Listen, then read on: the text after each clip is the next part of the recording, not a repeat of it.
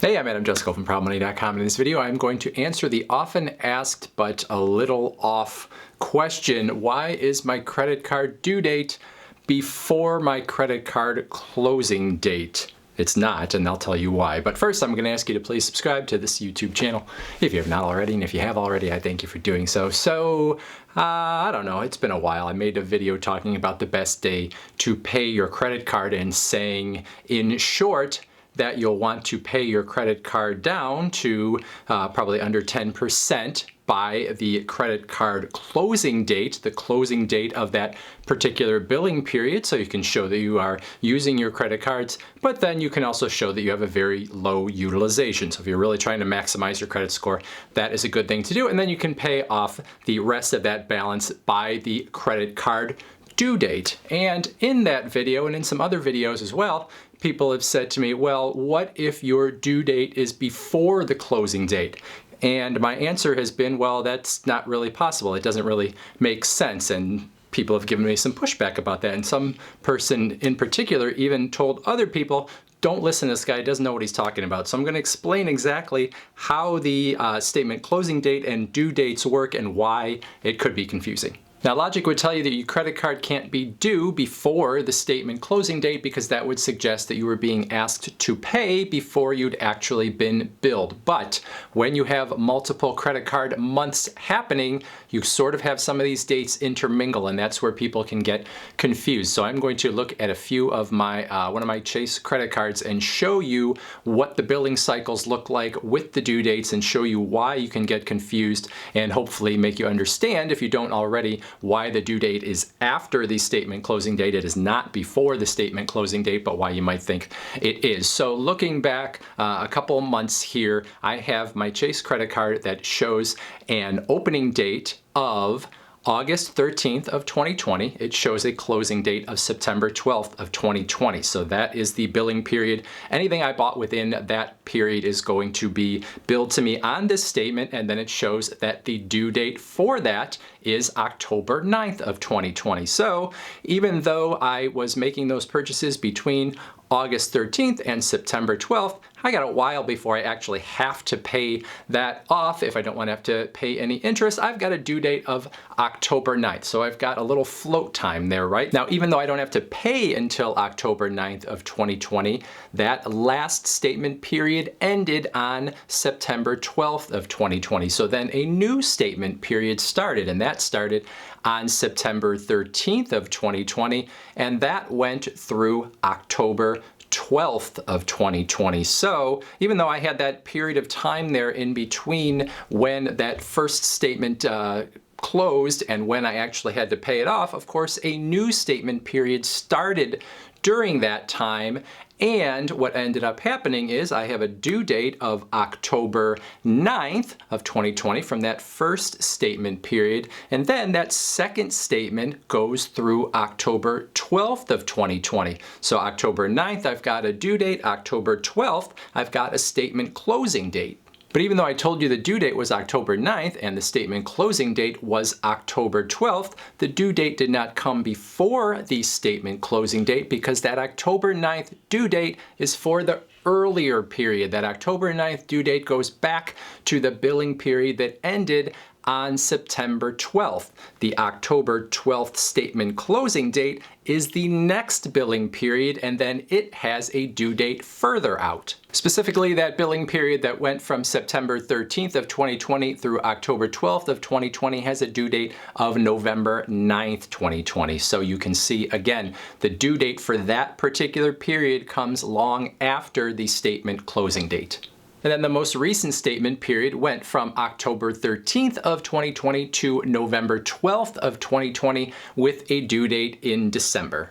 So you've got your billing period or your statement period, whatever you want to call it, and then you've got a due date in the future. But there is that lag time between the statement closing date and the time your bill is due. And during that lag time, a new statement period, a new billing period has begun. And there's going to be an overlap between that new billing period and that due date. And that is where the confusion comes in. So if we look at all the dates I just talked about for those three statements, you can see that the opening date of that first statement was August 13th of 2020. And then there was a closing date of September 12th of 2020. And then we had an opening date of September 13th of 2020 for the next billing period.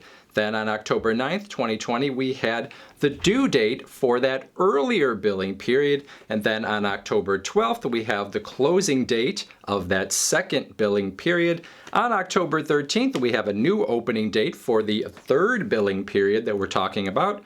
On November 9th of 2020, we then have a due date for that earlier second period that we talked about. And then on November 12th of 2020, we have the closing date for that third period. And then, like I said, there is a due date in December. So when I look at those chronologically like that, there are two times where a due date happens right before a statement closing date. On October 9th, we have a due date. On October 12th, we have a closing date. The due date came before the closing date, but that due date is from the earlier period. On November 9th of 2020, we have a due date, and then there is a closing date right after it on November 12th of 2020. So it looks like the due date came before the closing date, but again, that due date is for the earlier period, not the period that ends on November 12th.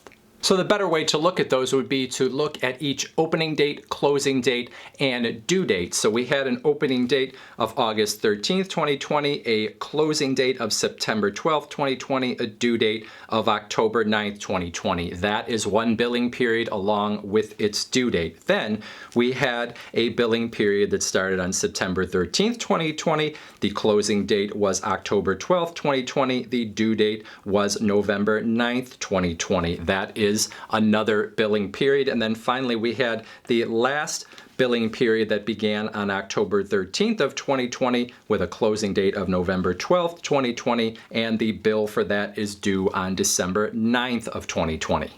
And so getting back to the reason we were talking about this at all, if you are trying to keep your credit utilization low and make sure that you have a low utilization on that statement closing date, I can see why you might get confused and think, well, why is my due date before my statement closing date? How am I supposed to get that utilization down if I've already had to pay the bill? But you haven't. The bill you are paying is from that earlier period. So if you have a closing date of today and you wanted to get your utilization down, you could make a payment that gets you down to under 10% or under 5% of whatever the amount is that is due, and that would get reported to the credit bureaus, and that could help your credit score potentially based on whatever else might be on your credit report as well. And then you have that due date in the future, almost a whole month in the future. And what is going to be on your statement still at that due date is going to be whatever that 5 or 10% or whatever that you didn't pay off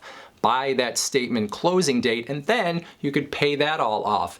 And in the statement period there, what you then have done is you've made sure that what was reported wasn't very big, and then you've paid off your complete balance by the due date, so you don't pay any interest. You're basically just making two payments. You're making a payment to make sure your utilization gets reported as very low, and then you're making that second payment to make sure that you have paid off your complete bill by the due date. Does that make sense?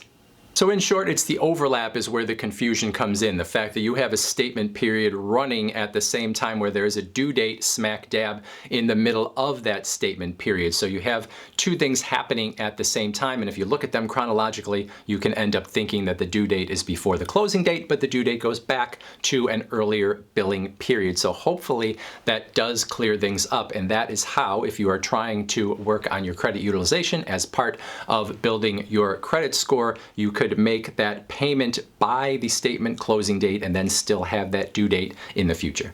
All right, I've done my best to explain that as coherently as possible. If I did not succeed, put your questions in the comment section below and I will do my best to try to answer them, or maybe perhaps somebody else could help you out. Otherwise, I thank you for watching, and as always, please go to proudmoney.com where we do credit card reviews and we talk personal finance and we talk deals and all sorts of other fun stuff too. Thanks for watching. Bye.